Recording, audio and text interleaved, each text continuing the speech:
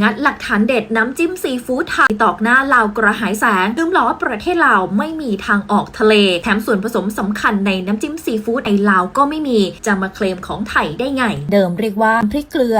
ซึ่งเป็นการนำเครื่องปรุงพื้นฐานพริกเกลือน้ำปลาและมะนาวมาผสมกันฮะงัดหลักฐานเด็ดตอกหน้าลาวน้ำจิ้มซีฟู้ดไทย โอ้ยน้ำจิ้มเกลือฮะวะเอาน้ำจิ้มเกลือนะมางัดตอกหน้ากู บัดแนวสิเฮ็ดแล้วเนาะสู่ก็ได้บัดแนวสิเฮ็ดแล้วบ่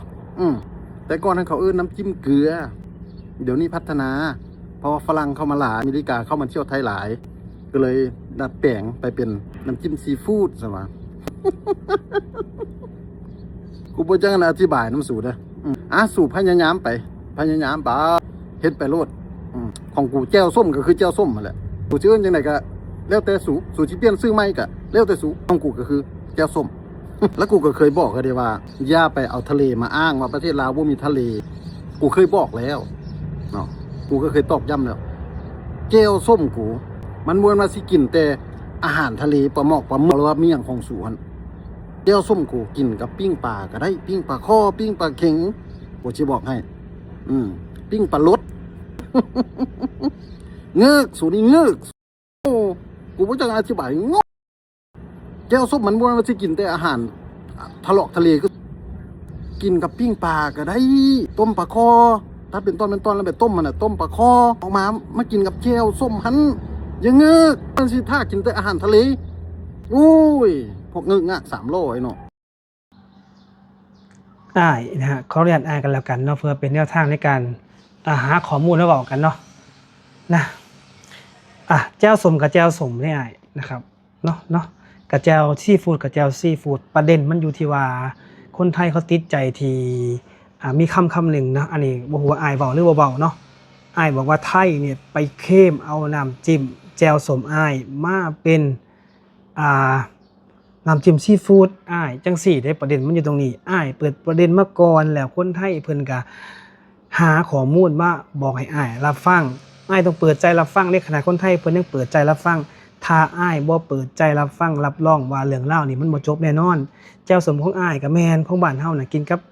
ปลาคอต้มกินกับซีนหลอดกินกับปลารสกินกับผักแต่น้ำจิ้มซีฟู้ดของไทยเพิ่นน่ะกินกับอาหารทะเลนะซีฟู้ดก็บอกเลยว่าทะเลกุ้งสดเนาะหอยปลาหมึกเนี่ยย่างจังซี่และส่วนผสมส่วนประกอบก็บ่คือกันอย่างที่ข่อยเคยกินน่ะเป็นสีเขียวแล้วก็เป็นสีส้มและส่วนประกอบของเพิ่นก็พริกขี้หนูสวนเนาะและก็น้ำกระเทียมดองและกระเทียมที่เพิ่นปั่นนะปรุงรสเป็นเอกลักษณ์แล้วก็แซ่บฝรั่งเพิ่นก็มากินเพิ่นก็บอกว่าโอ้โห Amazing Thailand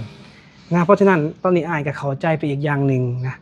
เพราะฉะนั้นต้องบอกว่ามันบ่เกี่ยวกันกับน้ำจิ้มซีฟู้ดแจ่วส้มกับแจ่วส้มประเด็นนะตอนนี้นอกประเด็นเลยเชื่อได้ว่าคนไทยเองเพิ่นก็พยายามที่จะบอกมากกว่าที่พยายามจะบอกเข้าใจนะหาประเด็นเรื่องราวมาเว้าเพื่อจะถกเถียงฮู้บ่ตอนนี้เรื่องเลยเถิดไปกันใหญ่แล้วไปไกลแล้วได้ไปไกลจังได๋ฮู้บ่เปิดประเด็นนะครับสุดท้ายแล้วก็มีการท้าทายนะบอกไปกันใหญ่เลยแผ่นดินอีสานนะ20จังหวัดนะบอกว่า16จังหวัดของภาคอีสานเนาะบ่รวม20เนาะเคยเป็นภาคเคยเป็นของลาวประเด็นตอนนี้ก็ที่ว่าโอ้โหไปกันใหญ่เลยแล้วภาษาอีสานของไทยนะก็บอกว่าบ่แม่นภาษาอีสานบอกว่าเป็นภาษาลาวนะตอนนี้บอกเลยว่าพยายามที่จะสร้างประเด็นขึ้นมาแล้วคนที่เดือดร้อนคือแรงงานลาวที่เฮ็ดงานในประเทศไทยเนาะเพราะว่าตอนนี้คนไทย2คน3คนนะ2คนนะบ่ได้เหมารวมนะเพิ่นออกมาตอบโต้ด้วยคำที่รุนแรงและคำที่บอกก็เลยว่าใส่คำว่าบ่สุภาพกันแล้วกันเนาะเพราะว่าผู้ใหญ่กับผู้ใหญ่บอกกันเชื่อได้ว่าอยากให้ใส่คำที่สุภาพเพราะว่าคนลาวเฮาก็เป็นคนที่กตัญญูเด้ภาษาปากเว้าก็คล้ายๆคือกับภาษาไทยเข้าใจกันได้ง่ายเนาะบ่ได้บอกว่าเป็นภาษาลาวภาษาไทยก็ได้ตอนนี้อยากจะให้ออกมาเว้าในประเด็นส่วนตัวของกันแล้วกันเพราะว่ามันมีคนลาวคน1 2คนที่เขาออกมาเว้าแบบเหมารวมซึ่งเฮ็ดให้เฮาก็ตกใจอีหลีเพราะว่าคำเว้าบางคำน่ะเฮ็ดให้เฮาแบบกะรับบ่ได้บางอย่างแต่สุดท้ายแล้วเฮาก็ต้องยอมรับในสิ่งที่มันเกิดขึ้นเพราะว่าเฮาก็แยกออกและคำเว้าของคนไทยที่เพิ่นเว้าน่ะมันก็แม่นถูกต้องตามที่เพิ่นเว้าคนไทยเป็นคนที่หาข้อมูลได้เก่งเนาะจากเรื่องราวข้าวเหนียวบักม่วง นะแล้วก็มาแจ่วส้มของอ้ายแล้วก็มาภาคอีสานเคยเป็นแผ่นดินลาวเนาะเปิดประเด็นขึ้นมาแบบนี้ขอยเองก็บ่ฮู้ว่าจะสิว่าจังไดดีเนาะก็ฝากให้อ้ายก็แล้วกันเนาะตอนนี้ก็ถือได้ว่าเป็นเรื่องราวและประเด็นที่มันถกเถียงบ่แม่นถกเถียงหรอกเหมือนอ้ายบ่รับฟังและอ้ายก็สิพยายามแถไปเรื่อยๆเนาะออกมาตอบโต้กันนะแล้วออกมาบอกว่าอยากได้อ้ายกะสิท่านให้คนไทยแจ่วส้มของอ้ายว่าซั่นมันเป็นคำที่บอกกันเลยว่าโอ้โหเหมือนคนไทยอยากได้มันบ่แม่นว่าคนไทยอยากได้นะคนไทยพยายามอธิบายและหาข้อมูลให้อ้ายรับฟังและให้อ้ายรับรู้ว่าแจ่วส้มกับแจ่วซีฟู้ดเนี่ยมันต่างกันส่วนผสมก็ต่างกันการกินก็ต่างกันนะอ้ายสิบอกว่าเอาทะเลมาอ้างนะอ้ายบอกว่ามันบ่เกี่ยวกับทะเลมันเกี่ยวกันโดยตรงเลยได้อ้ายทะเลนี่คำว่าน้ำจิ้มซีฟู้ดอ้ายมันเกี่ยวกับทะเลบ้านเฮาบ่มีทะเลอีหลีเพราะฉะนั้นเป็นหยังต้นกำเนิดเนาะของน้ำจิ้มซีฟู้ดนะมันก็คือไทยบ่แม่นลาวอ้ายก็บอกว่ามันบ่เกี่ยวกันจังไดมันบ่เกี่ยวกันจังไดอ้ายบอกว่าอย่าเอามาอ้างอิงประเด็นถ้าสิเว้ากันด้วย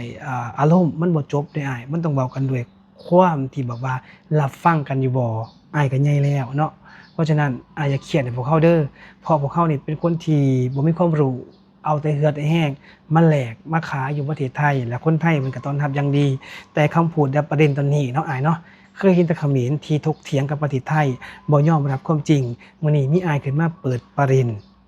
แล้วเฮาเลยฟังและไปเฮ็ดงานแต่ละมื้อเนี่ยคนไทยมันก็ถามเด้และเพิ่นก็เอาคำนี้มาบอกกับเฮาเนาะเหมือนใช้ชีวิตทุกวันนี้ก็ถือได้ว่าโอ้โหพี่น้องเอ้ยนะลำบากเนาะเพราะว่าปกติแล้วเห็นแต่เขมรที่เขาออกมาสร้างประเด็นสร้างเรื่องราวกับคนไทยแจ่วส้มก็คือแจ่วส้มเนาะส่วนผสมมันก็ต่างกันอ้ายเอ้ยเนี่ยมีอคติกับคนไทยหรือเปล่าเนาะเพราะว่าจากคำพูดนะที่ได้ฟังเนาะคนไทยเพิ่นก็บอกว่าเป็นคำพูดของคนเขมรตกลงลาวหรือเขมรเนี่ยที่ออกมาสร้างประเด็นณตอนนี้จะเดินไปไสมาไสก็แล้วแต่พวกเฮานี่ถือได้ว่ามีคำถามเนาะอ่ะไปยังหน้าปากซอยหมู่ก็บอกว่าอ้าวล่ะอ้ายน้องคนลาวนะ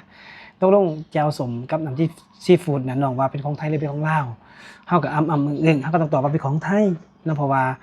ซีฟู้ดเนี่ยก็ไทยเพิ่นเฮ็ดเนาะมีผักชีเนาะแล้วก็มีกระเทียมเนาะน้ำกระเทียมดองเนาะพริกขี้หนูส่วนผสมก็บ่คือกันอยู่แล้วนะจักสิว่าแนวใดพี่น้องเอ้ยตอนนี้นะฮะอยู่ประเทศไทยมาเกือบหลายปีนะก็ยังบ่ทันเห็นว่าน้ำจิ้มแจ่วส้มนั่นนะฮะที่คนไทยไปเคลมมาประเด็นนี้อยากให้อ้ายนั้นหาหลักฐานหาข้อมูลมาเว้ามาอ้างอิง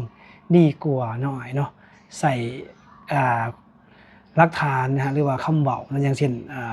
ภาคอีสานนะฮะ20จังหวัด16จังหวัดนะเคยไปของลาวอ้ายก็หาหลักฐานมานะครับเพื่อคนไทยเพิ่นเห็นเพิ่นอาจจะได้มาอ้างอิงและตอบโต้ทุกๆอย่างต้องมีหลักฐานและที่มาที่ไปบ่แม่นเอาอารมณ์มาเว้าเอาคำเว้าแล้วก็ท้าทายกันนะสิต่อยสิตบสิอิหยังกันโอ้โหข้อยฟังแล้วข้อยคิดว่ามันเหมือนผู้ใหญ่เว้าก็เลยอยากให้อ้ายนั้นใส่วิจารณญาณหรือว่าความคิดนะเพราะว่าตอนนี้นะวงกว้างแล้วนะไปกันใหญ่แล้วเพราะว่าคนไทยบางคนนะคน1 2คนที่เขาออกมาเว้าเนาะนะคนลาวเฮาหลายคนก็เข้าใจเด้แต่เขาบ่ได้รับรู้เรื่องที่อ้ายเว้านะเฮ็ดงานอยู่ประเทศไทยนะก็ถือว่าเฮ็ดงานด้วยความตั้งใจนะบ่ได้มีสิ่งที่จะมาบิดเบือนนะปัจจุบันคือปัจจุบันนะอดีตเฮาบ่ฮู้เฮาเกิดบ่ทันก็อยากให้อ้ายออกมาเว้าเนาะเพื่อคนลาวหลายคนที่เขาบ่ได้มีความคิดคืออ้ายเนาะฝากไว้สำหรับกันแล้วกันเนาะอ้ายเนาะ